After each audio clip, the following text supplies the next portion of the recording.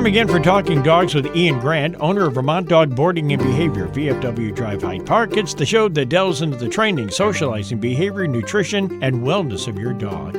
And brought to you by Guy's Farm and Yard with locations in Morrisville, Montpelier, Williston, and St. Albans.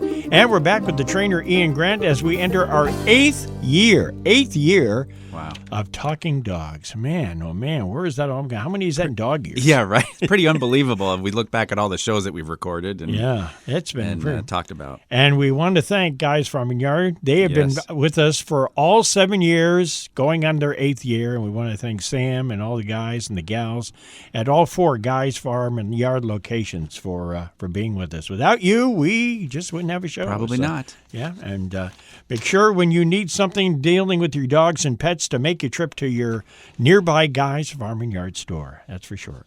Well, our subject this week, Ian, is the leave it command. I suppose, is that one of the first things that we teach our dog when we're first getting it? I think we should, especially puppies, because puppies investigate the world by picking everything up and putting it in their mouth. Yeah, just like a kid. Yes, yeah. So definitely for, even if you don't have a puppy, a rescue dog, shelter dog, anything like that, this is usually one of the first two. To me, leave it command and then the out or drop it command is second, because if they do end up with something in their mouth, we want them to learn. Leave it or drop it. Yes. Yeah, exactly. That is priority. So sit is not in the top. To me, it isn't. I know. It's I funny. think we talked about this before. A good show would be how we rank obedience. How we rank the terms. Yeah. Yeah. Okay, we'll work on that for another time. Yeah. But right now it's leave it. So why? Of course, you kind of alluded to why it's important, because you don't just want to have your dog putting anything in its mouth. Right.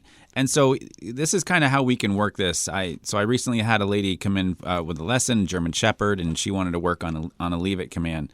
So this is one way that you can do it. So I'm a big believer in play and teaching a lot of, if not the majority of the obedience through play. So we really got the dog going, play, fun, tug, having a great game. Everything is appropriate. And then I would randomly knock something off of the table that I have in the training room. Might be a leash or just something that probably not going to have any value to the dog whatsoever. But it'll get their attention. But it gets their attention. So as soon as the dog hears it hits the floor, it stops playing and it looks.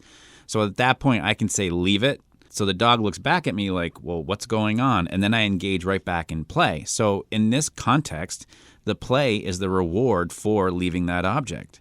So if I can teach the dog that, hey, in this context, if you can leave that, we get right back to play and we have all sorts of fun. Probably for the last, I would say 6 months or so, I've seen dogs react better to play as being the reward than food.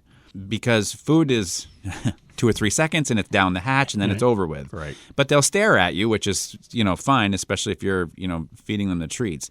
But play can be much more exciting and can be much more inviting to the dog too. And of course, it's a game, right? And it's a team game. So that's kind of one way that you do it.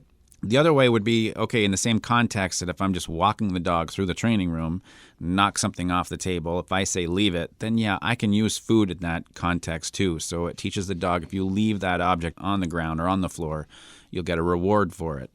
Now, if you're walking your dog down the road or down a path, you're probably not going to be mid-play with your dog.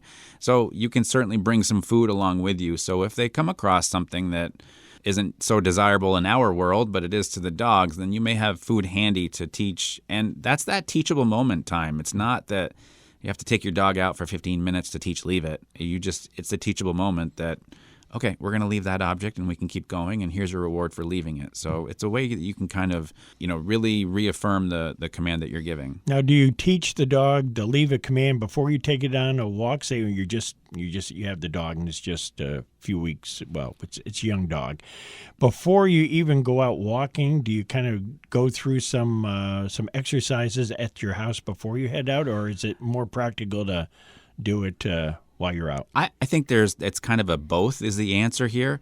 I think for me in the future, if this is years down the road, get another dog, to me, I'm going to get that dog right into play. We're going to do a combination of play and some walking and some crating, and that's going to probably be the first 3 or 4 days solid with that dog, as I want to create that relationship. So yeah, in those first days, I'm probably going to teach, drop it, leave it, some leash handling, and I'm going to do it out on the walk too, because those teachable moments are so valuable. Most of the time I just see people yank their dog on a leash and get over the object and nothing, but it's not teaching the dog anything. To me, you can certainly teach that before you go on the walk, but that's when it's going to be applied, is on the walk. So you might as well do it in both places. Yeah. The Leave It application is something you'll always need. Always. Yes, always. Back with our question from the doggy bag in just a moment here on Talking Dogs. Back with Talking Dogs with Ian Grant from Vermont Dog Boarding and Behavior, VFW Drive Hyde Park. If you want to go back to some of our previous Talking Dog programs, Ian has them posted on his website, VermontDogBoardingandBehavior.com. Just go to the podcast link, and there you go. You'll find them all, and some other podcasts that Ian does throughout the course of his week. Our question this morning, Ian, is, I've heard that having your dog drag a leash around the house hooked to them is a good idea. Can you explain why? So why do we hook a leash to a dog and we're not at the other end? This certainly doesn't have to be for every dog out there. This is probably a case-by-case basis. And to me, I want to be able to, if my dog is exhibiting bad behaviors, maybe it's jumping up on the back of the couch and it's not allowed. Maybe it's jumping on people when they walk in the door. It's not allowed to do that. So there's just a lot going on. I don't want my dog to constantly see me reach for their collar to keep pulling them away from things, because that dog will start to see that hand coming and they start to turn away from the hand and avoid you. I don't want that relationship to be based on me reaching and that dog avoiding, because in that type of environment, I can grab the handle of the leash, which can be in a completely different direction of the dog, and then invite it down off the couch, or really, say no and invite them off of the person that they're jumping up on. So this gives us more access as dog owners to direct the dog into what we want them to do. So for the guests coming in, having your dog on leash could be, okay, I'm going to put the dog into a sit when the person walks in. And if they get up to jump, then I can redirect them back into that sit, rather than reaching them, grabbing by the collar.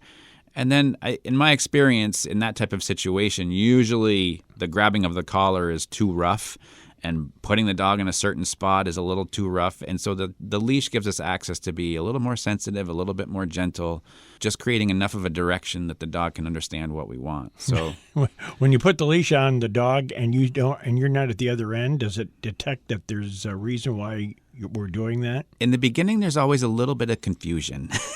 So how come we're not going for a walk or something? Yeah, because that's what it has represented. Right. And I think I've said on this show in the past, trainers use leashes more inside than outside. A 30-minute walk doesn't equate to 3 hours of your dog's on leash inside the house. So, don't be afraid to do this if you feel like your dog's misbehaving a little bit, just a little out of control.